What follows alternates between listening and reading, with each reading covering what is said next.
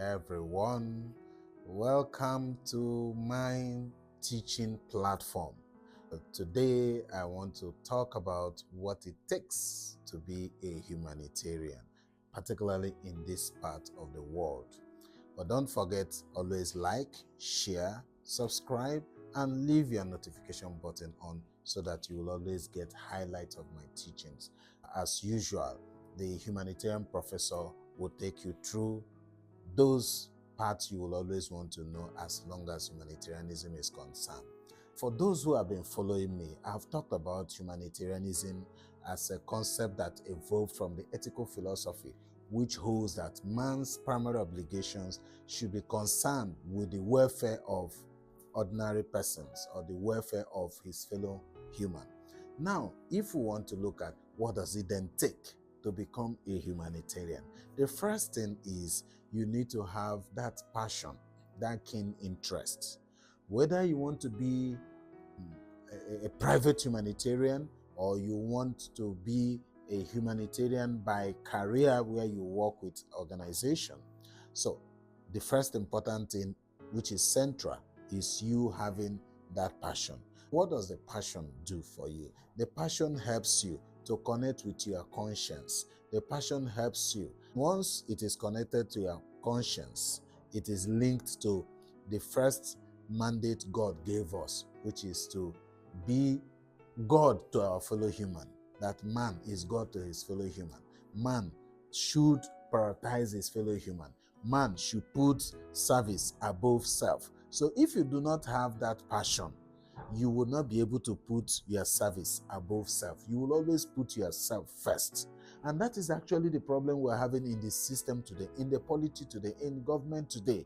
Those who are representing us are putting themselves first, putting their pocket first. Because they are putting themselves first, even when they create ministries for humanitarian affairs, create agencies for humanitarian affairs, it will not trickle down to have the positive effect and impact it should make on human lives, because everyone who is connected to it is connected based on those materialistic and individual, self-driven, selfish approach to those activities that are humanitarian in connection. Now, having had that passion first, the next thing you need to do is to develop your skill, your capacity, especially if you want to be a career humanitarian, a professional humanitarian. There are capacity buildings you need to undertake. Even when you go on the internet, you find a lot of organizations, non-profit organizations that are offering different training programs. It is true that in this part of the world, we don't have conventional institutions and universities that offer humanitarian related programs.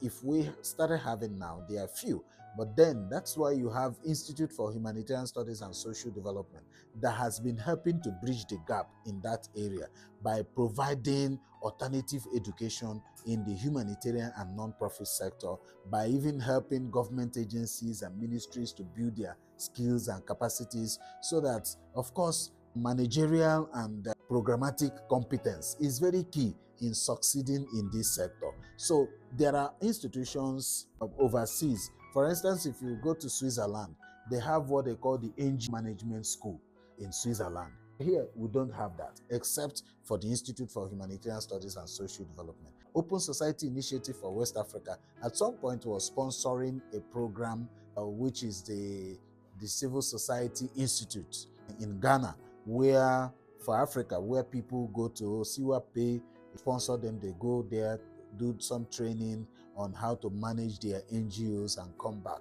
And so Institute for Humanitarian Studies and Social Development is also bridging that gap along that line.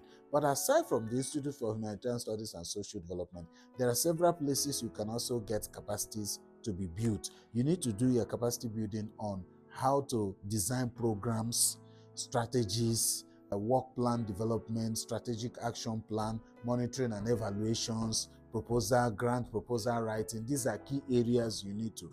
Now, having done that, you can then at the same time begin to look at for international organizations you can volunteer for. It is through the volunteering services that you now have hands-on practical experience that will boost your strength on how best to deliver in becoming a practical humanitarian. So there is nothing stopping you from starting little as long as you are touching lives. So thank you so much. Next time, I'm going to take you more on that route.